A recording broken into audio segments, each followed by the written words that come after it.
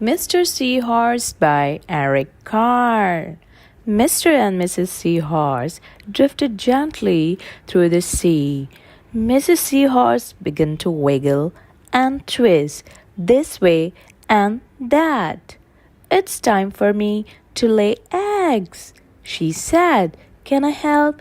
asked Mr. Seahorse. "Oh, yes, thank you," said Mrs. Seahorse, and she laid her eggs into a pouch on Mr. Seahorse's belly. "I will take good care of our eggs," said Mr. Seahorse. "I promise." As Mr. Seahorse drifted gently through the sea, he passed right by a group of trumpet fish hidden in a patch of reeds. But before long, Mr. Seahorse met another fish. "How are you, Mr. Stickleback?" asked Mr. Seahorse. "Delighted," replied Mr. Stickleback. "I just built a nest and right away Mrs. Stickleback laid her eggs into it. Now I'm taking good care of them until they hatch." "Keep up the good work," said Mr. Seahorse and swam on his way. As Mr. Seahorse drifted gently through the sea, he passed right by a lionfish hidden behind a coral reef. But before long, Mr. Seahorse met another fish. "How are you, Mr. Tilapia?" asked Mr. Seahorse. Mr. Tilapia couldn't answer. His mouth was full of eggs. I know," said Mr. Seahorse. "Mrs. Tilapia laid her eggs. Now you are taking good care of them until they hatch." Mr. Tilapia nodded his head. "You must be very happy," said Mr. Seahorse, and swam on his way.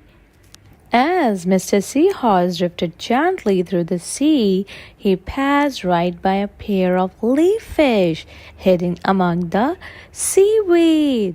But before long, Mr. Seahorse met another fish. "How are you, Mr. Curtis?" asked Mr. Seahorse. "Perfectly fine," replied Mr. Curtis. "Mrs. Curtis laid her eggs and I have stuck them on my head. Now I am taking good care of them until they hatch." "You are doing a great job," said Mr. Seahorse and swam on his way. As Mr. Seahorse drifted gently through the sea, he passed right by a stonefish hidden behind a rock. But before long, Mr. Seahorse met another fish. "How are you, Mr. Pipe?" asked Mr. Seahorse. "Couldn't be better," replied Mr. Pipe. "Mrs. Pipe laid her eggs along my belly. Now I'm taking good care of them until they hatch. You should feel proud of yourself," said Mr. Seahorse and swam on his way. But before long, Mr. Seahorse met another fish. "How are you, Mr. Bullhead?" asked Mr. Seahorse. "Tip-top," replied Mr. Bullhead. Mrs. Bullhead laid her eggs and the eggs hatched. "Now I am babysitting. You are doing a fine job," said Mr. Seahorse and swam on his way. The time had come for the seahorse babies to be born. Mr. Seahorse wiggled and twisted this way and that. At last the babies tumbled from Mr. Seahorse's pouch and swam away.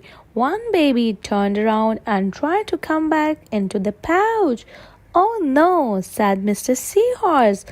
"I do love you, but now you are ready to be on your own." Kindly like, share, and subscribe, Mo and friends, and press the bell icon for upcoming videos. And thank you for watching.